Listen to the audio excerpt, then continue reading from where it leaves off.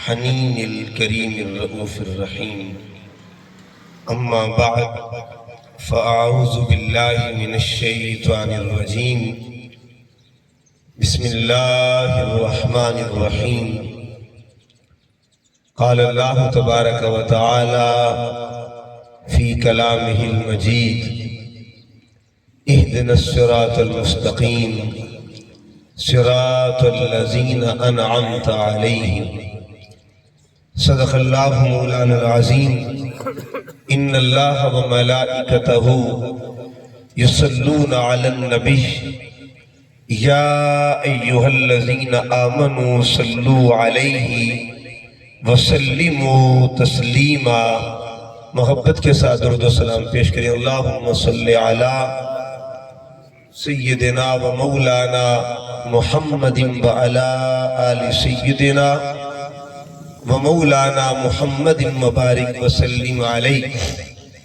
الصلاة والسلام علیک یا سیدی یا رسول اللہ وعلی آلک و اصحابک یا سیدی یا حبیب اللہ. نہایت واجب الاحترام معزز و محتشم پیر طریقت رہبر شریعت قبلہ پیر سید محمد لطف اللہ شاہ صاحب اور جملہ سامعین و حاضرین، ہم سب لوگ ایصال ثواب کی محفل میں حاضر ہیں. دعا کیجیے رب کائنات ہم سب کا حاضر ہونا اپنی بارگاہ میں قبول فرمائے، اور ہماری حاضری کو اللہ تعالی ہمارے لیے بالخصوص بزرگوار محمد انور صاحب کے لیے بخشش کا ذریعہ بنا دے. اللہ پاک مرحوم کو درجات کی بلندیاں عطا فرمائے، ان کے بچوں کو، گھر والوں کو صبر جمیل عطا فرمائے. چونکہ ہم سب جتنے بھی لوگ آئے بیٹھے ہیں ایک مقصد لے کر آئے ہیں، اور مقصد کا نام ہے دعا. دعا وہ عمل ہے جو اللہ کو پسند ہے، اس لیے اللہ تعالیٰ نے اپنے کلام کا آغاز ہی دعا سے کیا ہے. قرآن مجید کا اس سے بڑا اعزاز دعا کے لیے اور کیا ہوگا کہ قرآن شروع ہی جس تصور سے ہوتا ہے اسے دعا کہتے ہیں. پہلی سورت ہے جس کو سورۃ الفاتحہ کہتے ہیں، لیکن سورۃ الفاتحہ کی 19 نام ہیں. 19 ناموں میں ایک نام یہ بھی ہے، اسے سورۃ الدعا بھی کہتے ہیں. اس کی وجہ یہ ہے کہ جب یہ سورت ختم ہوتی ہے تو ہر بندہ آمین کہتا ہے. آمین کہتا ہے نا. آمین کب کہا جاتا ہے؟ جب کوئی بندہ دعا کرے تو جواب میں آمین کہا جاتا ہے. اس لیے یہ واحد سورت ہے. اور بھی قرآن کی صورتیں ہیں لیکن ہر سورت کے اینڈ پہ آمین نہیں کہتے. یہ واحد صورت ہے جب مکمل ہوتی ہے تو ہر بندے کی زبان سے کیا نکلتا ہے؟ آمین. اس کی وجہ یہ ہے یہ صورت ہے ہی دعا، لیکن اس میں جو دعا کا پہلو ہے اس پہ غور کریں. دعا شروع ہوتی کہاں سے؟ دعا سے پہلے اللہ کی ثنا ہے، یعنی پہلا حصہ ثنا کا ہے، اگلا حصہ دعا کا ہے. اور یہ بھی تصور کر لیں کہ دو چیزیں میں نے عرض کیا، دو چیزیں یہ سورۃ الفاتحہ کا حصہ اور دو چیزیں نماز کا حصہ. اگر یہ سمجھ میں آ گئی نا بات واضح ہو جائے گی. ایک حصے کو ثنا کہتے ہیں اور ایک حصے کو دعا کہتے ہیں. اب ایک سوال میں آپ سے کرنا چاہتا ہوں کہ ثنا کس کے لیے کی جاتی ہے اور دعا کس کے لیے کی جاتی ہے؟ ثنا ہوتی ہے خدا کے لیے اور دعا ہوتی ہے بندوں کے لیے. آپ نماز پڑھتے ہیں 5 مرتبہ روز آپ اللہ کے حضور حاضر ہوتے ہیں. فجر میں جاتے ہیں، ظہر میں جاتے ہیں، عصر میں، مغرب میں، عشاء میں. 5 نمازوں میں 2 کام کرتے ہیں، ایک نماز کے شروع میں، ایک نماز کے آخر پر. شروع میں پڑھتے ہیں ثنا، سبحانک اللہم و بحمدک وتبارک اسمک وتعالی جدک ولا الہ غیرک. اور آخر پر کیا پڑھتے ہیں؟ آخر پہ آپ دعا پڑھتے ہیں. رب اجعلنی مقیم الصلاۃ ومن ذریتی ربنا وتقبل دعا ربنا اغفر لی ولوالدی وللمؤمنین یوم یقوم الحساب۔ اب ذرا غور کیجئے، فاتحہ بھی یہی پیغام دیتی ہے کہ ثنا بھی ضروری ہے، دعا بھی ضروری ہے۔ 5 نمازیں بھی یہ پیغام دیتی ہیں، ثنا بھی ضروری ہے، دعا بھی ضروری ہے۔ بس فرق یہ ہے، ثنا خدا کے لیے ہے اور دعا خدا کے بندوں کے لیے۔ یہ تصور ہے۔ آپ نے جنازہ پڑھا ہوگا، جنازہ انور صاحب کا جب پڑھا تو آپ نے وہاں بھی دونوں کام کیے ہوں، ثنا بھی پڑھی ہوگی اور دعا بھی۔ آپ نیت سنتے ہیں، اور جب امام صاحب نیت کرواتے ہیں کہ 4 تکبیر نماز جنازہ فرض کفایہ، ثنا واسطے، درود واسطے نبی کریم صلی اللہ علیہ وآلہ وسلم اور دعا واسطے۔ دیکھیے نا، اس میں 3 چیزیں آ گئی ہیں۔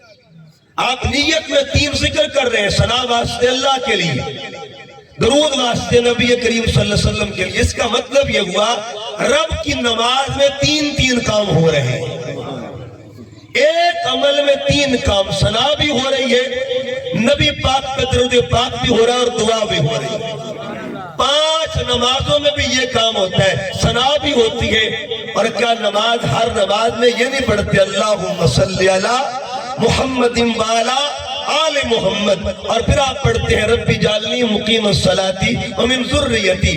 تصور قرآن بھی یہ دیتا ہے، تصور نماز بھی یہ دیتی ہے، تصور جنازہ بھی یہ دیتا ہے۔ ثنا خدا کے لیے ہوتی ہے اور دعا بندوں کے لیے ہوتی ہے۔ اب آج کی موضوع میرا یہ ہے، ایک ہے دعا کرنا، ایک ہے دعا کروانا۔ قرآن پاک اس لیے میں لے کے بیٹھا ہوں تاکہ باتیں قرآن سے، دعا کرنا اور دعا کروانا۔ یہ پہلا پارہ ہے، پہلے پارے میں ہم بات نبیوں کی کرتے ہیں، کسی عام بندے کی بات ہی نہیں کرتے، بات اللہ کے نبی کی کرتے ہیں، جو اتھینٹک بات ہوتی ہے، اتھارٹی ہوتی ہے، ایک سند ہوتی ہے جس پر کوئی بندہ اعتراض کر سکتا ہی نہیں۔ کلام خدا کا ہے اور کام اللہ کے نبیوں کا، ٹھیک ہے نا جی؟ عمل نبیوں نے کیا، رب کا کلام ہے، پہلا پارہ ہے۔ ایک ہستی ہے جس کو حضرت ابراہیم علیہ السلام کہتے ہیں، ان کی دعائیں قرآن میں موجود ہیں۔ اچھا، یہاں جو دعائیں مانگی نا، اس میں 2 حیثیتیں ان کی، ایک بحیثیت پیغمبر دعا مانگی اور ایک بحیثیت والد دعا مانگی۔ وہ نبی بھی تھی اور کسی کے باپ بھی تھے، اللہ کے نبی بھی تھے اور اسماعیل علیہ السلام کے والد بھی تھے، یعنی 2 حیثیتیں تھی، ایک بحیثیت نبی، ایک بحیثیت والد۔ آپ نے دعا مانگی، اب وہ دعا سنیے گا۔ قرآن پاک میں اللہ فرماتا ہے وَإِذِ ابْتَلَىٰ إِبْرَاهِيمَ رَبُّهُ بِكَلِمَاتٍ، جب اللہ نے ابراہیم کو آزمایا، آزمائش میں ڈالا اور آزمائش عطا فرمائی، تو آزمائش پہ اللہ پاک نے ان کو پورا بھی اتارا۔ تو کالا، ابراہیم علیہ السلام نے دعا مانگی، اللہ پاک نے فرمایا ابراہیم علیہ السلام سے، ابراہیم آپ آزمائش سے گزرے ہو، اب ہم تمہیں انعام دینے لگے۔ اللہ نے انعام کیا دیا؟ انی جاعلک للناس اماما، اے خلیل ہم تجھے امامت عطا کر رہے ہیں، ہم تجھے امام بنا رہے ہیں۔ کالا، اب ایک ہوتی ہے عطا، ایک ہوتی ہے دعا۔ رب نے عطا کیا فرمایا ابراہیم تجھے ہم امام بنا رہے ہیں۔ قال ومن ذریتی، عرض کہ ربا سوڑیا میرے پترانوں امام بنا دے۔ اس کا مطلب یہ ہوا بابا اپنے بچے کے لیے دعا کر رہا ہے۔ اس کے بعد پھر کیا ہوا؟ ابراہیم علیہ السلام اور اسماعیل نے خانہ کعبہ تعمیر کیا۔ جب خانہ کعبہ تعمیر کیا نا، تعمیر کرنے کے بعد جب یہ نوکری مکمل کر لی تو دونوں باپ بیٹے نے مل کے دعا مانگی، ربنا تقبل منا انک انت السمیع العلیم، ربا سوڑیا تیرے گھر کی نوکری کی ہے، اسے قبول بھی فرما لے۔ ٹھیک ہے، دعا کرنا۔ اس کے بعد ابراہیم علیہ السلام نے پھر دعا کی، اور دعا کیا کی اب سنیے گا۔ ایک ہے اپنے لیے دعا کرنا، ایک ہے دوسروں کے لیے دعا کرنا، اپنی ذات کے لیے دعا کرنا یہ بھی سنت پیغمبر ہے، اور دوسروں کے لیے دعا کرنا یہ بھی سنت پیغمبر ہے۔ آپ نے اللہ کے حضور عرض کیا ربنا، اے ہمارے رب، وجعلنا مسلمین لک، ہم دونوں باپ بیٹے کو اپنا فرما بردار بنائے رکھنا۔ ومن ذریتنا، اور قیامت تک ہماری جو اولاد آتی رہے نا انہیں بھی اپنا فرما بردار بنائے رکھنا۔ اس کا مطلب یہ ہوا آپ نے دعا کر کے بتا دیا، اپنی خاطر دعا کرنا، اپنے بچوں کے لیے دعا کرنا اور نسلوں کے لیے دعا کرنا، اسے سنت ابراہیم کہا جاتا ہے۔ اچھا چلو، ایک تو ہے اپنے لیے دعا کرنا، ایک ہے اپنے بچوں کے لیے دعا کرنا۔ آپ 5 وقت نماز پڑھتے ہیں اور آخری جو دعا مانگتے ہیں کبھی اس پہ غور کریں۔ یہ دعا بھی سب سے پہلے ابراہیم علیہ السلام نے مانگی تھی۔ یہ دعا ابراہیمی ہے جو ہم ہر نماز میں پڑھتے ہیں، یہ 13ویں پارے میں موجود ہے۔ جب ابراہیم علیہ السلام آپ بڑھاپے میں اللہ نے 2 لال دیے نا تو آپ نے اللہ کا شکر ادا کیا۔ الحمدللہ الذی وہب لی علی الکبر، تمام تعریفیں اس اللہ کے لیے جس نے بڑھاپے میں مجھے 2 بیٹے عطا کیے، ایک کو اسماعیل کہتے ہیں، ایک کو اسحاق کہتے ہیں۔ آگے آپ نے دعا مانگی، ربی جعلنی مقیم الصلاۃ، اللہ مجھے نمازی بنا۔ کون دعا کر رہا؟ حضرت ابراہیم علیہ السلام۔ ومن ذریتی، میرے بچوں کو نمازی بنا۔ ربنا وتقبل دعا، اے اللہ ہماری دعا قبول فرما۔ اگلے حصے پہ غور کریں، ربنا اغفر لی، اللہ میری بخشش فرما دے، وَلِوَالِدَيَّ، اور میرے مائی باپ کی بخشش فرما دے۔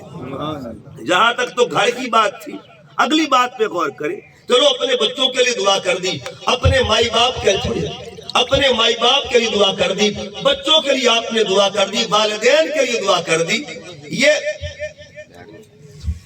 اپنے لیے دعا کر دی، والدین کے لیے، بچوں کے لیے کر دی۔ اگلی دعا پہ غور کریں، وَلِلْمُؤْمِنِينَ يَوْمَ يَقُومُ کیڑا کیڑا آ رہے پر میں قیامت تک کے لیے میرے مالک جو مومن آئے گا ابراہیم سب کی بخشش کی دعا کر رہے ہیں۔ اس کا مطلب یہ ہوا بندہ نیڑے ہو یا دور ہو، بندہ قریب ہو یا دور ہو، بندہ زندہ ہو یا فوت ہو، دنیا میں آیا یا نہیں آیا، دعا کرنا سنت خلیل ہوا کرتا ہے۔ اس دعا میں کیا ہم شامل تھے کہ نہیں تھے؟ اتنی بات پوچھنی ہے۔ اگر تو ہم خود کو مومن کہتے ہیں تو ہم بھی اس دعا میں شامل تھے۔ اچھا ایک اور دعا جو آپ نے انور صاحب کے جنازے پر مانگی تھی، ذرا اس دعا پہ بھی غور کریں نا۔ ایک بندے کا جنازہ آپ نے پڑھا ہے، نام تھا بابا جی کا انور صاحب، بڑے خوش اخلاق اور جب بھی بات کرتے پیار سے بات کرتے تھے، میٹھی انداز میں بات کرتے۔ ایک بندے کا آپ نے جنازہ پڑھا ہے لیکن دعا کس کس کے لیے مانگی؟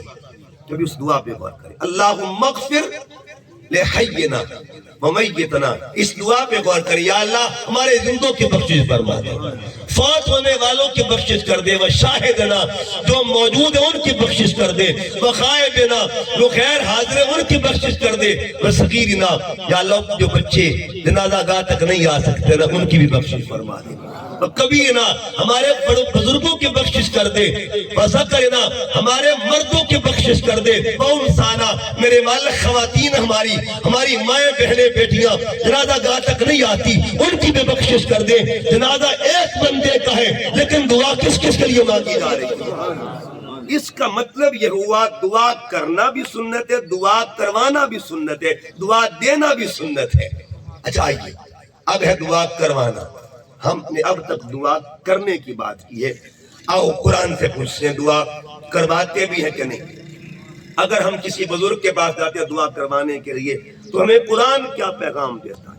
آئیے پہلا پارہ ہے، موسیٰ علیہ السلام کی قوم موسیٰ علیہ السلام کے پاس آئی، سنیے پانی مک گیا ہے، پانی ختم ہو گیا ہے، اب انہوں نے کہا ادعو لنا ربک، قوم خود بھی دعا مانگ سکتی تھی، انہیں کہا ادعو لنا ربک، یہ قرآن کے لفظ ہے، اپنے رب کو ساڈے واسطے دعا مانگو۔ اس کا مطلب یہ قوم جمع ہو کر آئی، یہ قرآن کہہ رہا ہے پچھلی قوموں کا حوال اللہ کیوں بیان کرتا ہے تاکہ اس قوم کو پیغام ملے، کوئی میسج ملے۔ پچھلے قوموں کی اللہ عذاب کی بھی بات کرتا ہے، پچھلے قوموں پر انعامات کی بھی بات کرتا ہے۔ آپ نے قرآن پاک پڑھا ہے، بنی اسرائیل پہ عذاب بھی آئے، اللہ نے ان کا بھی ذکر کیا ہے، ان پہ من و سلبہ بھی اترا تھا، اللہ نے اس کا بھی ذکر کیا، اچھے کام کا بھی ذکر ہوا، ان کی انجام کا بھی ذکر ہوا۔ اب پوری قوم مل کے حضرت موسیٰ علیہ السلام کے پاس ہے، سوڑیا دعا دے کر دے، اس کا مطلب یہ ہوا جمع ہو کر کسی اللہ والے کے پاس آنا، یہ سنت ہے اللہ کے پیاروں کی، اور قیامت تک کے لیے اللہ نے قرآن میں محفوظ کر کے بتا دیا کہ میرے بندے کے پاس بندے چل کے آ کے دعا کروانے کے لیے آتے ہیں۔ اچھا، یہ تو حضرت موسیٰ علیہ السلام، اور آئیے آمنہ کے لال کی بات کریں۔ دعا کروانا، بخاری شریف کے حدیث پاک، مدینہ طیبہ میں قحط سالی کا معاملہ تھا۔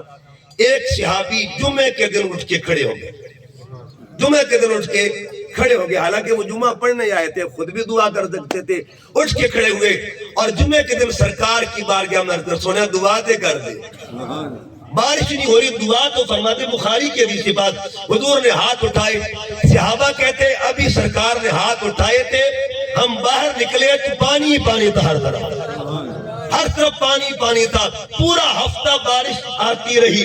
اگلا جمعہ پھر آیا، وہی صحابی، یہ بخاری کے حدیث ہے، وہی صحابی پھر اٹھ کے کھڑا ہوا، سوڑے ہن باس کروا دے۔ یہ حدیث میں پیش کر رہا ہوں بخاری شریف کی۔ ایک جمعے کو آئے، عرض کے سونا دعا کروا دے، عرض کی آقا اب ہمارے جانور بھی ڈوب رہے ہیں۔ اچھا، یہ پورا ہفتہ کیا خود وہ دعا نہیں کر سکتے تھے؟ ہفتے کا دن بھی آتا ہے، اتوار کا دن، سوموار کا دن، منگل کا دن، بدھ کا دن، جمعرات کا دن، پھر جمعے کا انتظار تھا کہ یار ممبر پہ بیٹھے گا، کملی والا ممبر پہ بیٹھے گا، ہم پھر عرضی پیش کریں گے۔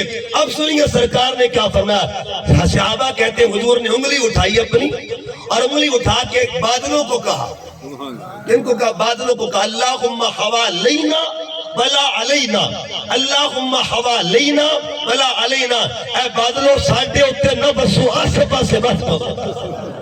اس کا مطلب یہ ہوا صحابہ کا آنا حضور کی بارگاہ میں اتنی بڑی دلیل کیا ہے؟ یہ کل جماعت کی دلیل، ایک بندہ تنہا بھی آ سکتا تھا، یہ جمعے کا انتخاب کیوں کیا؟ اس لیے لوگ جمع ہوں گے، ہر بندہ دیکھے گا، ہر بندہ دیکھے گا، اللہ کے پیاروں سے دعائیں کروانا یہ سنت مصطفیٰ بھی ہے، سنت صحابہ بھی ہے۔ پھر سنیے حدیث پاک، حضور علیہ السلام، یہ حضور نے امت کو بھی ترغیب دی، یہ کہتے حضور خود دعا امت کو ترغیب دی۔ حدیث مسلم شریف، حضور علیہ السلام نے اپنا جبہ اتارا اور جبہ اتار کے حضرت عمر فاروق اور حضرت مولا علی کو حکم دیا، اے پیارے عمر، اے پیارے علی، میرا کرتا لے جاؤ۔ حضور کدھر جانا؟ فرمایا یمن میں جانا۔ کدھر جانا ہے جی؟ یمن میں۔ حضور یمن میں کون رہتا؟ وہاں ایک بستی ہے جس کو کرن کہتے ہیں۔ حضور کرن میں کون رہتا؟ عرض کیا، فرمایا وہاں پہ میرا اویس رہتا ہے۔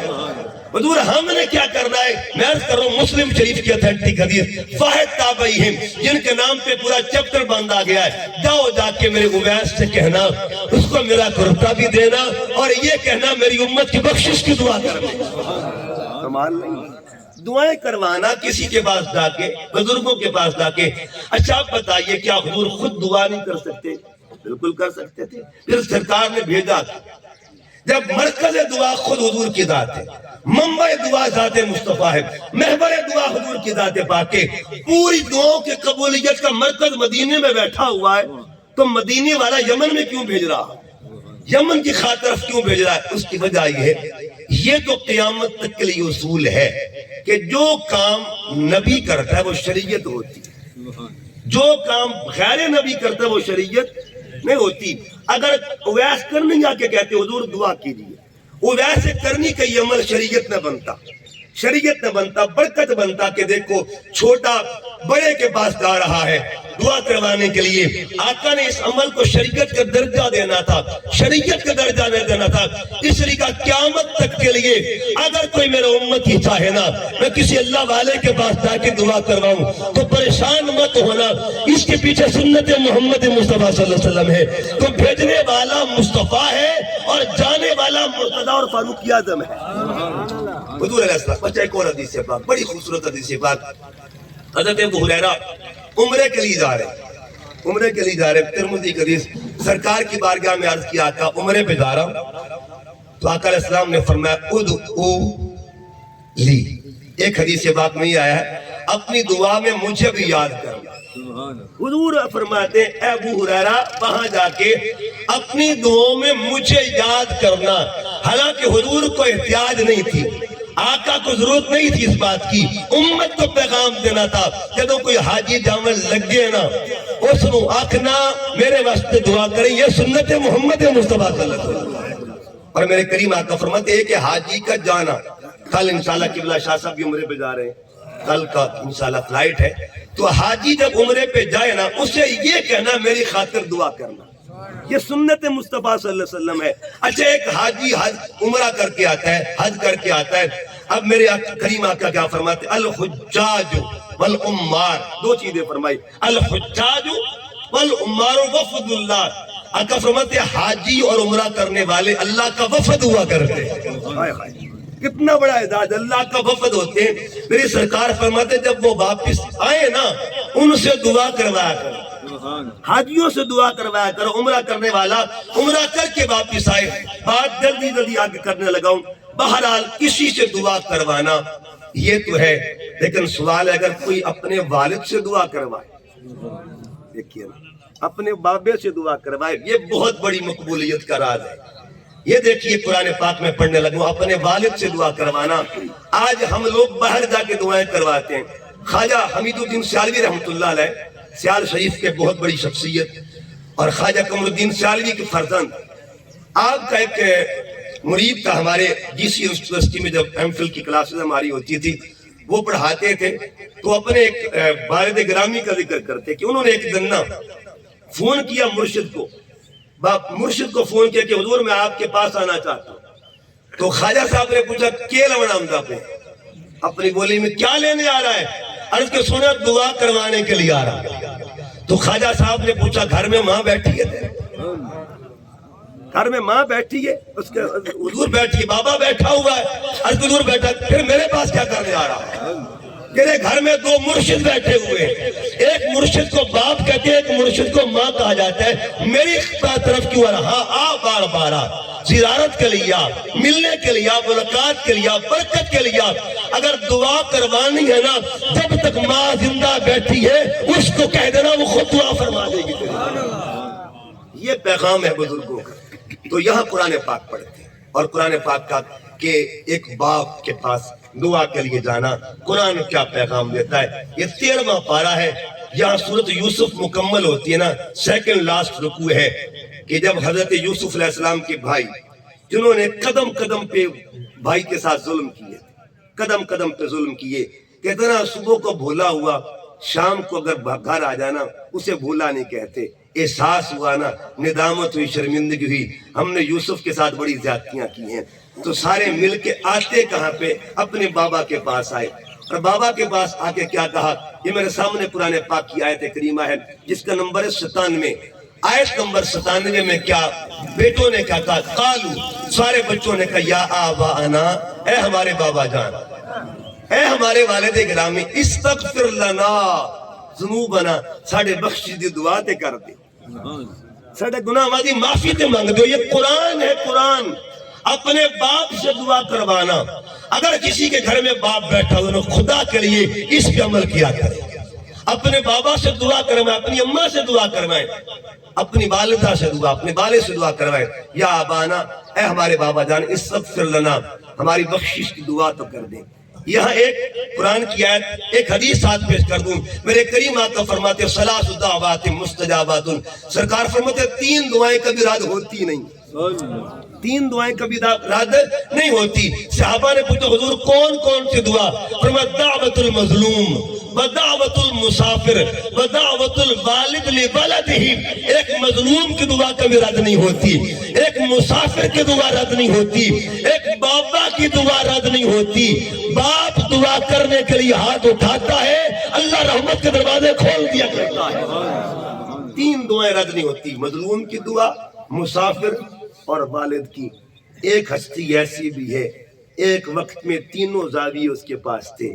میرے امام حسین پر یزیدیوں نے ظلم بھی کیے تھے، امام حسین کے پاس مظلومیت بھی تھی، کمال تھا، لیکن زاویہ دنیا کے اعتبار سے اہل علم نے لکھا کہ ظلم کیا گیا علیہ رسول پہ، مظلومیت بھی تھی۔ آپ مسافر بھی تھے، آپ والد بھی تھے، لیکن حسین نے اپنے بچے کے لیے پانی کی دعا نہیں مانگی۔ کمال نہیں ہوا؟ कमाल नहीं हुआ। ऑप्शन थे, तीनों ऑप्शन थे आपके पास, तीनों ऑप्शन थे। बेहैसियत बाप दुआ कर सकते थे, बेहैसियत मुसाफिर दुआ कर सकते थे, बेहैसियत मजलूम दुआ कर सकते थे, मगर मेरे हुसैन ने क्या कहा, दुआ बाद में है, रजा पहले है। दुआ बाद में है, रजा पहले। मौला असगर ले ले तू राजी हो जा, अकबर ले ले तू राजी हो जा, ओनो मोहम्मद ले ले तू राजी हो जा। इसका मतलब ये हुआ इमाम हुसैन ने करबला के मैदान में दुआ का हथियार इस्तेमाल नहीं किया। जो हथियार था उसे रजा कहा जाता है। सारे भाई मिल के आए, कहा या आबाना, बाबा जान इस्तगफिर लना जुनूबना इन्ना कुन्ना खातीन, हम गुनाह पे थे, हम खता पे थे, हमारी बख्शिश दुआ तो कर दें। अगली बात बड़ी काबिल गौर, काला, तो बाबा ने कहा सौफा अस्तगफिर लकुम, अन करीब मैं तुम्हारी बख्शिश की दुआ करूंगा। रब्बी, मैं अपने रब से तुम्हारी बख्शिश की दुआ, मैं बख्शिश की दुआ, ये कुरान है, मैं तुम्हारी बख्शिश की दुआ करूंगा।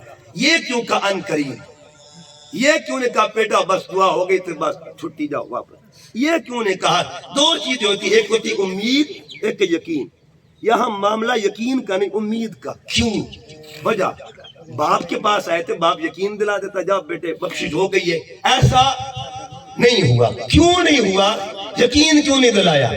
अब जब काबिल गौर बात, जिस वक्त बेटे आए थे ना माफी के लिए, उस वक्त हजरत याकूब के पास हजरत यूसुफ कोई नहीं बैठे हुए थे। पहले इल्म ने बड़ी बारीक बात की, चूंकि मामला हुकूकुल इबाद का है, मामला हुकूकुल इबाद का है। पुत्र यूसुफ साथ बैठा नहीं था, इसलिए कहा कि मैं अन करीब बख्शिश की दुआ करूंगा। क्यों? यूसुफ आएगा, उससे पूछूंगा वो राजी है कि राजी नहीं है, जिसके साथ ज्यादतियां हुई हैं क्या वो भी माफी करता देता है कि नहीं देता। इसका मतलब ये हुआ बाबा होकर भी ये पैगाम दे रहा है, मेरे पुत्र यूसुफ वाला, अगर यूसुफ आएगा फिर यूसुफ से पूछूंगा। अहले इल्म कहते कुछ देर गुजरी, यूसुफ अलैहिस्सलाम आ गए। ये जो यूसुफ अलैहिस्सलाम आए ना, तो उन्होंने कहा बेटे ये तेरे भाई आए और भाई माफी मांग रहे हैं, ये मुझे कह रहे रब से बख्शिश मांग के दें। कहा बाबा जान अगर आप राजी हैं तो मैं भी राजी। ये फैज़ान नजर था या कि मकतब की करामत थी। अल्लामा इकबाल फरमाते सिखाया किसने इस्माइल को आदाब फर्जंदी, ये तरबियत का कमाल होता है। बाप तरबियत करने वाला याकूब अलैहिस्सलाम हो और पुत्र यूसुफ हो, बाबा इब्राहिम हो, बेटा इस्माइल हो, तो रंग तो रजा का मिलता है ना। बाबा जैसे आप राजी है वैसे मैं राजी हूं, मैंने पिछली सारी माफ कर दी हैं। इतनी बात हुई ना, अब सुनिए मेरे अल्लाह क्या फरमाते, आता फरमाते रदर रब्बू फी रदल वालिद, जो ये चाहता है ना कि मेरा रब राजी हो जाए, अपने बाप को राजी कर ले। आखिरी बात अर्ज करके बात को पैगाम और खत्म कर रहा हूँ। दोस्तों आओ, अगर बाप घर में बैठा हुआ है ना तो दुआ करवाया करें। अगर घर में माँ बैठी है ना, फिर ये लम्हे दोबारा नहीं मिलेंगे, मौका दोबारा नहीं मिलेगा। एक एक दुआ करवाने का टाइम, एक दुआ करने का टाइम, जब तक माँ घर में बैठी है दुआ करवाओ। हाँ, अगर माँ चली गई है उसके लिए दुआ करो, अगर बाप घर बैठा है उसके लिए उससे दुआ करवाओ। और एक बात मैं जिसमें खत्म कर रहा हूँ, हजरत अब्दुल्ला अल कुर्दी इराक के अल्लाह के बंदे गुजरे हैं, कुर्द कबीले से ताल्लुक था, अहले सुन्नत थे। कुर्द दो तरह के हिस्से से बटे हुए, कहते कि कुर्द कबीले से ताल्लुक था, नाम था अब्दुल्ला। उन्होंने अपने बेटों को वसीयत की, इस तरह बाप जाता है ना, बाप जाता है ना अपने बच्चों को वसीयत करता है। आखिरी वक्त बाप का बड़ा होता है यादगार, और हर बच्चे को पता होता है मेरा बाप जाते जाते आखिरी बोल क्या बोल कर गया है। तो बाप आखिरी वक्त में था, उसने अपने बच्चों से कहा, बड़े बच्चे को बुला लिया, बड़े बच्चे को, उसने कहा बेटे तू अगे आ, तू गाल सुन मेरी। उसने कहा तेरे जेड़े छोटे बहन भाई है ना, भैणा ते भाई है ना, उन्हों का ध्यान तू रखना। उसने कहा बाबा अगर मैं ख्याल करूंगा तो मुझे अल्लाह क्या देगा, सौदा करके जाए मेरे साथ। बाप फिर बाप होता है, लजपाल होता है बाप, बड़ा गरीब नवाज होता है बाप। कहा बाबा बताइए मुझे क्या मिलेगा, मेरा बाप मुझे क्या मिलेगा। कहा पुत्र अपने भाइयों के साथ, अपनी बहनों के साथ उनका अच्छा सलूक करना, ख्याल रखना है। अच्छा कहा बाबा मुझे क्या मिलेगा, बड़ी बात उसने कह दी। कहा बेटे अगर तू ख्याल रखेगा ना اگر خیال رکھے گا تو میں وعدہ کرتا ہوں قیامت کے دن اگر اللہ نے مجھے جنت بھیج دیا میں جنت تیرے بغیر جاؤں گا ہی نہیں، جب تک تو نہیں آگا میں جنت میں نہیں جاؤں گا۔ اتنی بڑی بات کی۔ اب اس نے حد کر دی، اس نے کہا اگر ٹھیک ہے یہ باپ نے بات کیا نا تو میں بھی اپنی ڈیوٹی نبھاؤں گا۔ کہتے کہ پھر وقت گزرتا رہا، اس نے کمال کر دیا، خدمت کی، چھوٹے بہن بھائیوں پر شفقتوں کی، وہ باپ بن کے محبت نچھاور کی۔ جب اس کا آخری وقت آنے لگا رہا تو اس نے دل میں سوچا کہ ربا سنیا اب میرا وقت آ گیا، کیا وہ جو میرے باپ نے میرے ساتھ وعدہ کیا تھا وہ پورا ہوگا کیا نہیں ہوگا؟ کہتے بس اسی کے ساتھ اس کو اونگ آتی ہے، اونگ آتی۔ اس نے خواب میں کیا دیکھا کہ میدان محشر بپا ہے، محشر میں اعلان ہوا جنتی جنت میں چلے جائیں، جس نے جنت میں جانا چلے جائیں، حکم ہو گیا جنتی جنت میں چلے جائیں۔ کہتے سب لوگ جا رہے تھے، مجھے بھی فرشتوں نے کہا تو بھی جنت میں چلا جا، لیکن یہ آ کے نا دروازے پہ رک گئے۔ فرشتے کہتے اندر جا کے نہیں جانا، کسی کا انتظار کر رہا ہوں، میں نے کوئی وعدہ کیا کسی کے ساتھ۔ باپ بڑا لجپال ہوتا ہے، باپ بڑا مشفق و مہربان ہوتا ہے، کہنے میں نے وعدہ کیا ہے، میں جب تک وعدہ نہیں نبھاؤں گا میں جنت میں نہیں جاؤں گا۔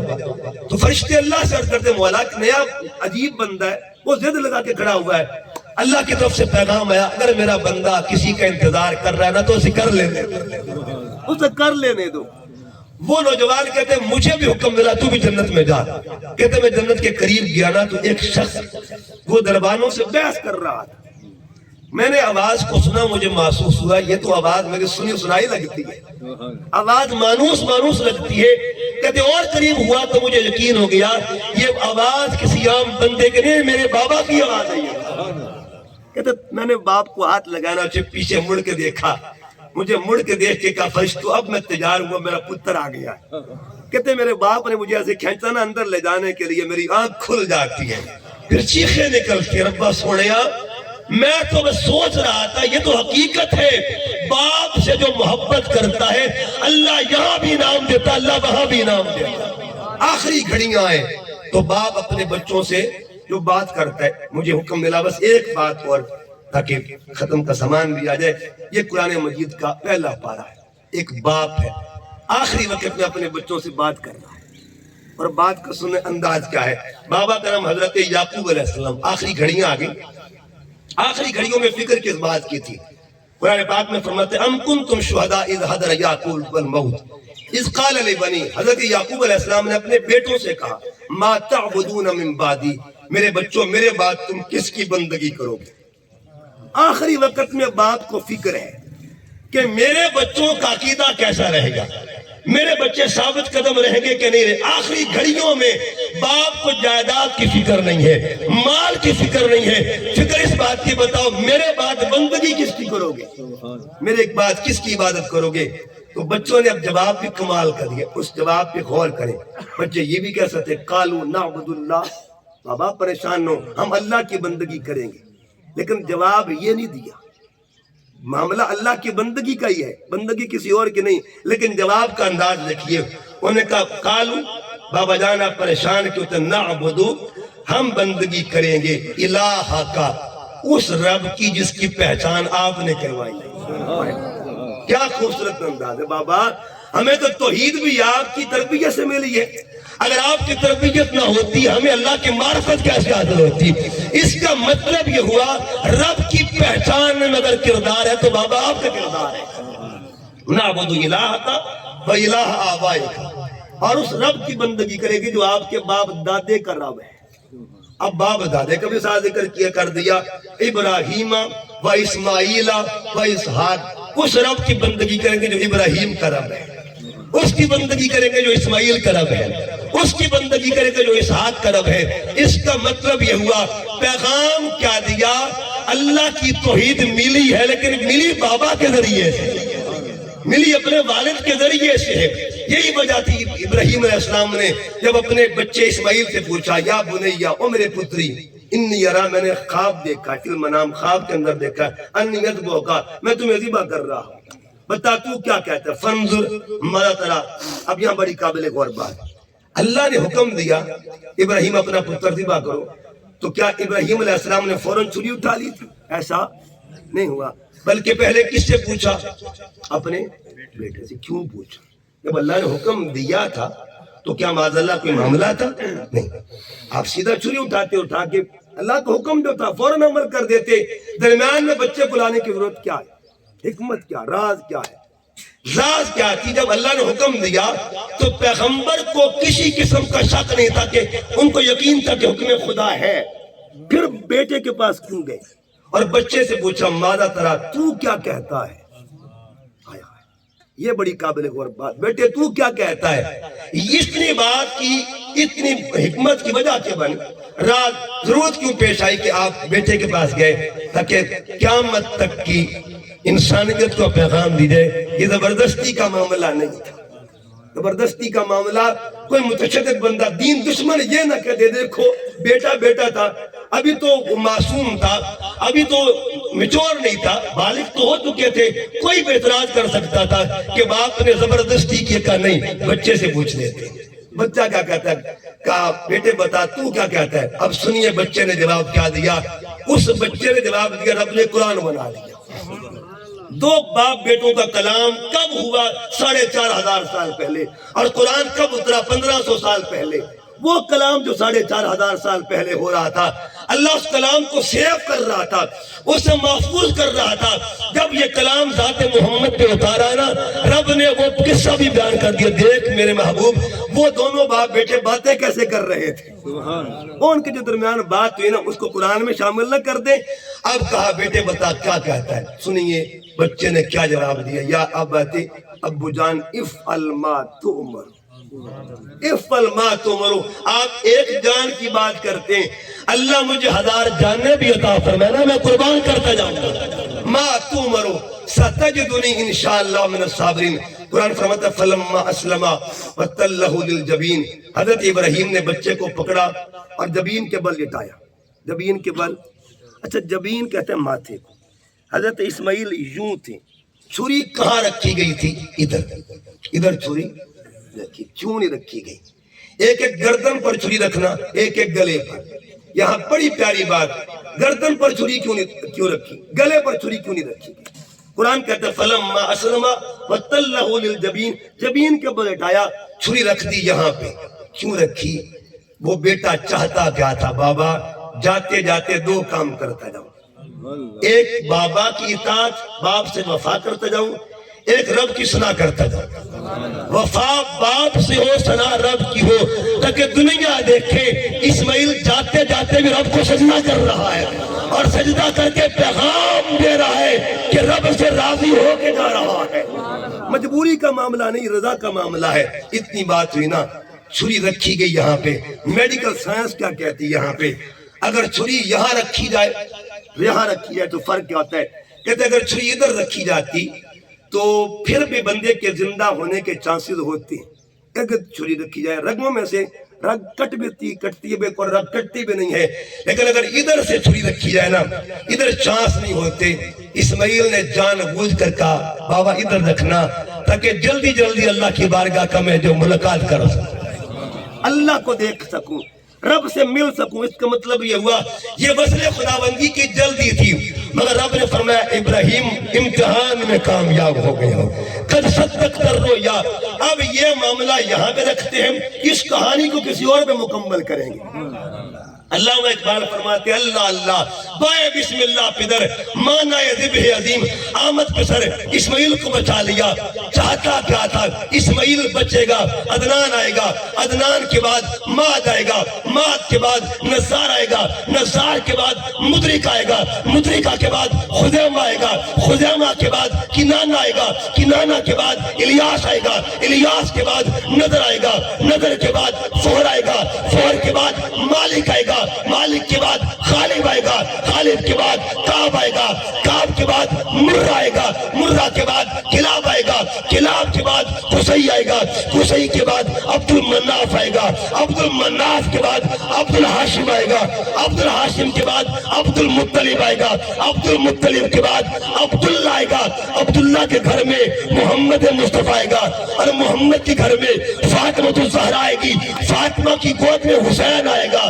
جہاں سے کہانی کو آغاز کیا تھا اسے اسماعیل کہتے ہیں، جہاں کہانی مکمل کی اسے حسین کہا جاتا ہے۔ اسے تو علامہ اقبال نے کہا اللہ اللہ بائے بسم اللہ پدر مانائے ذبح عظیم آمد پسر۔ اقبال نے 2 لائنیں لکھی اور کمال کر دیا۔ پہلے لائن میں بابا کا ذکر کیا اور دوسری لائن میں پتر کا ذکر کیا۔ بابا کو علی کہتے ہیں اور پتر کو حسین کہا جاتا ہے۔ کہانی جس نے شروع کی تھی نا اس ذات کو اسماعیل کہتے ہیں، اور کہانی جس نے مکمل کی اسے حسین کہا جاتا ہے۔ وہ بھی نبی کا لال تھا اور یہ بھی نبی کا لال ہے۔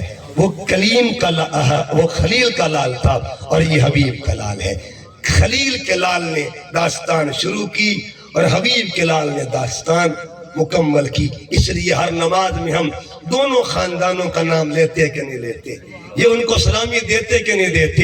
ایک جس خاندان نے کہانی شروع کی تھی، جس خاندان نے کہانی مکمل کی، ہم کیا پڑھتے 5 نمازوں میں؟ اللہم صلی علی محمد وعلی آل محمد کما صلیت علی ابراہیم وعلی ربا۔ سوڑیا یہ 2 خاندانوں کا نام کیوں آتا ہے؟ اور بھی بڑے نبی ہیں، 1.25 لاکھ پیغمبروں میں ایک خاندان وہ ہے جس نے وفا کا آغاز کیا تھا، ایک خاندان وہ جس نے وفا مکمل کی ہے۔